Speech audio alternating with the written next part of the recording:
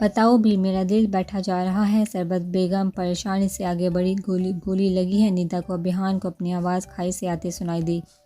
सरबत बेगम दिल पर हाथ रखे वहीं रह गई। सभी हैरान परेशान थे। अचानक कैसे हुआ? कहाँ जा रही हो? अभियान को बाहर जाता देखते परवेज साहबा मुश्किल बोल पाए। बाबा हॉस्पिटल। वो हौसला नहीं हारना चाहता था, लेकिन आगे बढ़ते उसके कदम उसकी आवाज़ के साथ लड़खड़ा रहे थे। उसे समझ नहीं आ रहा था क्या करे। मैं भी मुश्किल कदम बढ़ाए के लड़खड़ा गए। पास खड़ी माही ने फ़ौरन सहारा दिया। बाबा आप घर पर ही रुके, आपकी तबीयत ठीक नहीं, मैं पता करके आपको बताता हूँ। अभियान ने माही को इशारा किया कि वो परवेज साहब को अंदर ले जाए और ख़ुद मेन गेट गाड़ी में बैठकर निकल गया। मेन रोड पर जैसे ही इनकी फ़ौज की जीप गुजरी, दो गाड़ियों ने इन्हें फॉलो करना शुरू कर दिया। सिकंदर के छठी हिस्स ने उसे खबरदार कर दिया। जीप को सुनसान इलाके की तरफ मोड़ा। सर आप मैम को लेकर गाड़ी से निकले, इन्हें हम संभालते हैं। वहाब ने गन को हाथ में लिए पीछे आने वाली गाड़ियों में से एक गाड़ी को फोकस किया। सिकंदर ने उसकी गन नीचे की, तभी पीछे एक गाड़ी से फायर हुआ। उनकी गाड़ी से टायर पर निशाना लगा। जीप अनबैलेंस हुई, लेकिन रुकना खतरे से खाली ना था। ये तादाद में कम थे और वो कहीं ज़्यादा थे।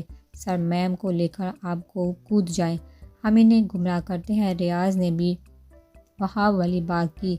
वहाब निदा को लेकर तुम निकलो और बाहिफाजत डिपार्टमेंट तक पहुंचाओगे, मैं तुम्हें कवर करूंगा। सिकंदर ने गन चेक करते ऑर्डर किया। नहीं, मैं आपको छोड़कर नहीं। निदा बहस का वक्त नहीं। वहाब निदा को गुस्से से देखते फिर वो वहाब की तरफ मतवज्जा हुआ। एक खरोंच भी नहीं आनी चाहिए, दैट्स क्लियर। साथी से ऑर्डर देते वो वहाब को भी चुप करवा गया। दहतू के करीब होते ही गाड़ी की स्पीड स्लो करते सिकंदर और रियाज ने फायर करके उनका ध्यान बटाया। वहाब और निदा कूद गए। कूदते लम्हे भी निदा की नज़र सिकंदर पर थी, लेकिन रोते हुए वो वहाब के साथ आगे बढ़ रही थी। इनके कदम तेज़ से। वहाब उकाब की तरह उसके साथ था, उसे कवर किया। तभी गोलियों की आवाज़ आई तो निदा के कदम वहीं रुके। मैम प्लीज़ मूव, वहाब ने इल्तजा की। निदा के कदम आगे ना बढ़े। पीछे पलट कर देखा, सिर्फ दरख्त और वो बहुत दूर वो सितमगर। मैम प्लीज़ चलिए, वहाब ने इल्तजा की। गोलियों की आवाज़ एक बार फिर से आई। आंसू रवानी से बहने लगे। दिल ने साथी से बात पूछ की, कैसे कैसे बुज़दिलों की तरह अपनी जान बचाकर भाग सकती है। वो शख्स हमेशा इसका मुहाफ़िज़ बना है, अब भी इसे ही प्रोटेक्ट कर रहा है। वो इसे मौत के मुंह में छोड़ आई। वो अपना फ़र्ज तो अदा कर गया, बारी अब निदा की थी। हम वहाब ने उसे बाजू से पकड़कर भागना चाहा। निदा ने यकदम फैसला किया, हाथ छुड़ाया और वापस पलटी। वहाब के तो पैरों तले से ज़मीन निकली। वो भी पीछे लपका। वो पुकारता पीछे ही जा रहा था कि अचानक ठटका। सिकंदर पर सामने से निशाना लिया गया। सिकंदर की पीठ थी। जैसे ही वो पलटा गोली चली, लेकिन निदा बीच में आ गई और गोली सिकंदर तक ना पहुंच सकी। अचानक हर तरफ खामोशी का राज हो गया। निदा की नज़र सिकंदर पर थी। सिकंदर हैरान निदा को अपने सामने पाकर गहरी नींद से जैसे जगा हो। जब वो इसके सीने पर सर रखे इसे इस बाजू में झूल गई। सिकंदर के लिए वक्त ठहर सा गया। वहाब ने उसको गोली चलाने वाले का दिमाग पर निशाना लिया और फायर किया। वो वहीं पर ढेर हो गया। सिकंदर की टीम के दो साथी शदीद जख्मी हुए थे, बाकी महफूज थे। सामने दुश्मन के सब साथी मारे जा चुके थे। निदा को थामे वो ज़मीन पर बैठा चला गया। निदा की आंखें बंद हो रही थी, लेकिन चेहरे पर मुस्कान थी। दिल में अचानक दर्द का एहसास जगा। हर रिश्ता ही तो मुँह मोड़ के जगह था, जा चुका था। एक निदा का रिश्ता ही तो था उसके पास। वो भी सब रिश्ते नाते हंस कर तोड़ दूँ, मैं तुझसे दिल का रिश्ता जोड़ दूँ। नहीं, सिकंदर हवास खोने लगा। सर उठिए, हॉस्पिटल चलिए सर, इनकी नब्ज़ की रफ्तार बहुत आहिस्ता है, वहाब ने घबरा कर कहा। सिकंदर होश में आया, फ़ौरन बाहों में उठाया और एक गाड़ी की तरफ बढ़ा। वहाब साथ था। ड्राइविंग सीट पर। सिकंदर ने एक बार भी निदा से नज़रें ना हटाई। हॉस्पिटल पहुंचते ही निदा का फ़ौरन आईसीयू में ले जाया गया। नौफल को भी वो इत्तला दे चुका था, वो भी फ़ौरन अस्पताल पहुंचा। डॉक्टर आईसीयू में बैठे। नौफल बामुश्किल आंसू ज़ब्त कर रहा था। सिकंदर बेजान मूरत बना बेंच पर बैठा था। इसके कपड़े और हाथों पर निदा का खून था। वो अब भी यकीन नहीं कर पा रहा था। वो डरपोक और बुज़दिल से लड़की जो बादल के गरजने से डर जाती थी, कैसे इस गोली के सामने आ गई। सिकंदर को बचा के खुद मौत को गले लगा लिया। क्यों किया उसने ऐसा? सिकंदर की हालत के पेश नज़र नौफल ने उससे कुछ नहीं पूछा, जबकि वहाब ने सारी तफसील से आगाह कर दिया, जिसमें सिकंदर बेकसूर था। इनके दो साथी जो बहुत ज़ख्मी थे उनको भी तिब्बी अमदाद दी जा रही थी। तभी अभियान आता दिखाई दिया। नौफल कुछ देर पहले मिशाल से फ़ोन पर बात हुई। निदा के मुतालिक बताते अभियान के फ़ोन लेने पर अब नौफल ने उसे निदा को गोली लगने के मुतालिक आगाह किया और वो इस वक्त हॉस्पिटल पहुंच चुका था। कहाँ है निदा? अभियान की बेचैनी नौफल से छुप ना सकी। अभियान के लहजे में सख्त बेचैनी थे। नौफल ने उसे कंधे से पकड़ा। अभियान संभालो उसको। नौफल खुद पापा मुश्किल जब्त करते अभियान से कहा, जो आईसीयू के बाहर खड़े निदा को ऑक्सीजन मास्क में देख रहा था। एक आंसू लड़खड़ा हुआ गाल पर ठहरा पीछे हुआ। दिल को संभाला। कैसे हुआ ये सब? बहुत सहल लहजे में पूछा। ये सब इतना अचानक हुआ, कोई कुछ ना कर सका। नौफल ने समझाया, किसने गोली चलाई? किसने? कौन है वो? मुझे जानना है। अभियान की आंखें जब से सुरख हो रही थी। जिसने भी गोली चलाई अब वो मौत की नींद सो रहा है। नौफल ने शेर की तरह गरा कर बोला, मैं जानता हूँ तुम्हें भी और तुम्हारी फैमिली को भी। दो खूबसूरत बहनें हैं तुम्हारी। आफ्ताब अली शाह के अल्फाज अभियान को फिर से याद आए। गुस्से से आंखें बांध की इसका दिल किया वो शख्स इसके सामने है और वो इसे जान से मार दे, लेकिन अभी जोश से नहीं होश से काम लेने का वक्त था। फिलहाल निदा की ज़िंदगी सबसे अहम थी। मोबाइल पर बजी बेल को नज़रअंदाज करते नौफल और अभियान आईसीयू से निकलते डॉक्टर की तरफ बढ़े और निदा को पूछा, जेंटलमैन घबराने की बात नहीं। गोली इनके बाजू को छुकर गुजरी है, लेकिन खून ज़्यादा बह गया है। बहरहाल अब वो हत्ते से बाहर हैं। जैसे ही इन्हें होश आता है आप इनसे मिल सकते हैं। डॉक्टर ने मुस्कुराते हुए अभियान के कंधे पर थपकी दी और आगे बढ़ गया। अभियान और नौफल ने शुक्र का कलमा पड़ा।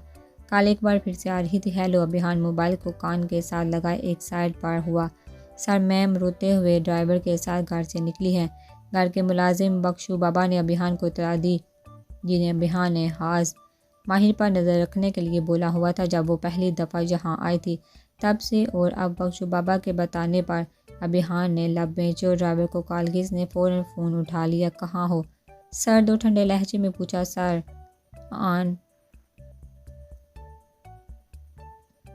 डोर पर झिझकते हुए जवाब दिया। आगे से अभियान ने उसे जो बोला वो खामोशी से सुनता रहा और वो के सर कहते ही फ़ोन सर पर रखा।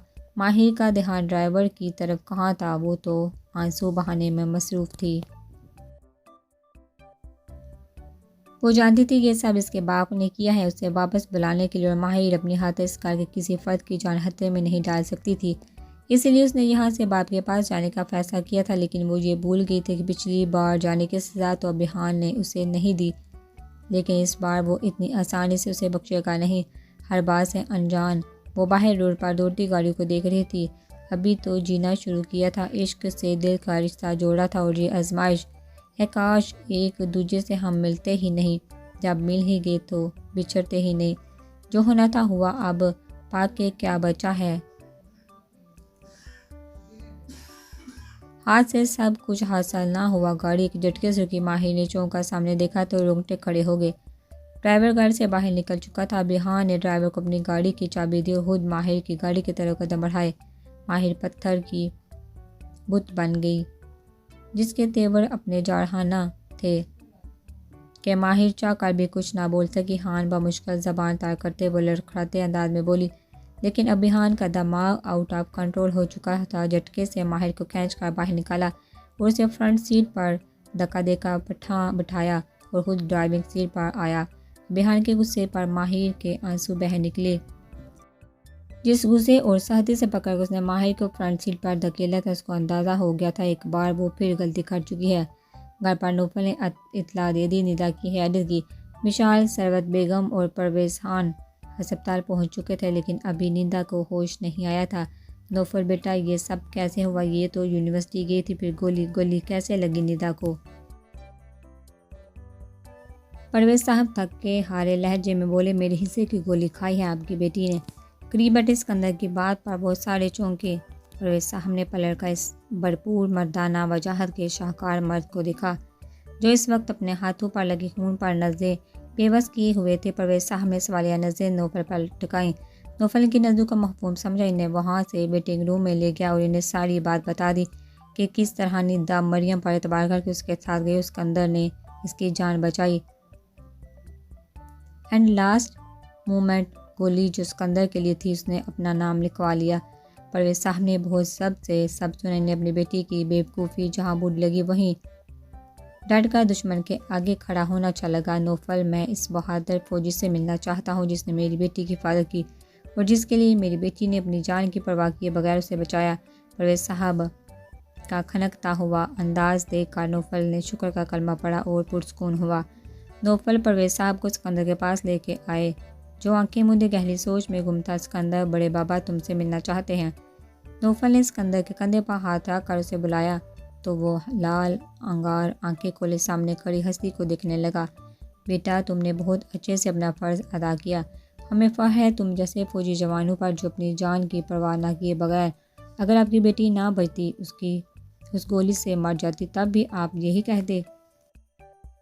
खड़े होते परवेज साहब की बात काटते वही ने चुप करवा गया। ये सब अभी अच्छा लग रहा है क्योंकि आपकी बेटी जिंदा है। लेकिन सिकंदर ने नीचे देखते नफ़ी में सर हिलाया और वहाँ से बाहर निकल गया। बड़े बाबा, इस वक्त इसे खुद नहीं पता वो क्या कह कर गया है। आप इसकी बातों पर ज़्यादा ध्यान ना दें, वो ऐसा ही है, ज़िंदगी ने उसे बहुत इम्तहान लिए हैं। नौफल ने सिकंदर की पोजीशन क्लियर की। परवेज साहब अस्पताल में सर हिलाते निदा के वार्ड में चले गए जहाँ उसे शिफ्ट किया गया था। मिशाल और सरवत बेगम भी वहीं थी। सरवत बेगम आंसू पहुंचे निदा पर पड़ कर फूंक रही थी। निदा को अभी भी होश ना आया था, वो इंजेक्शन के ज़ेरे असर थी। गाड़ी की रफ्तार बहुत तेज़ थी। अभियान के चेहरे पर सख्ती के आसार माहिर को किसी अनहोनी का पता दे रहे थे। 2 दफ़ा एक्सीडेंट होते होते बचा माहिर को डर लगने लगा। एक बार वो फिर अभियान से खौफ खाने लगी।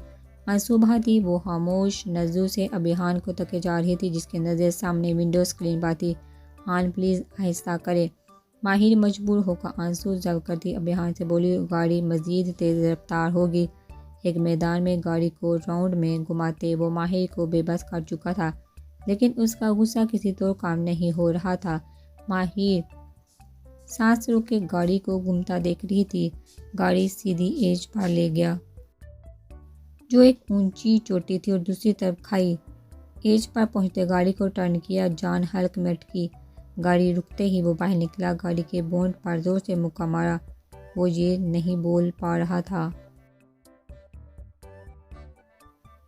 कि माहिर इसकी चाहत इसका इश्क एक बार फिर से धोखा देके जा रही थी। वो ये बर्दाश्त नहीं कर सकता था, लेकिन धोखा दिया भी तो किसने। माहिर इसके गुस्से से सख्त हाइफ थी। डर के मारे वो गाड़ी से बाहर ना निकली, लेकिन सामने अभियान था, उससे बचना मुमकिन था। गाड़ी का दरवाज़ा खोलकर माहिर को गुस्से से बाहर निकाला और गाड़ी के साथ पिन किया। माथे के साथ माथा जोड़ा, आंखें बंद की। माहिर इसकी दीवानगी देखकर हरासा थी। हान धीरे से पुकारा, नहीं मत नाम लो मेरा, सब ख़त्म कर दिया तुमने। आंखें मूंदे वो सब करके कड़े मरहले से गुजर रहा था। प्लीज़ मेरी बात नहीं, वह मुश्किल रोते बोली। कुछ नहीं सुनना, बस अब फैसले का वक्त है, जाना चाहती हो न जाओ। अभियान ने चुटके से छोड़ा और खुद दूर हुआ। माहिर सांस रोके उसे देख रही थी। वो एक एक कदम पीछे हो रहा था। मेरे प्यार का तमाशा बनाकर रख दिया तुमने, टूटे लहजे में कहते वो एक एक कदम पीछे खाई की तरफ अपने कदम बढ़ा रहा था।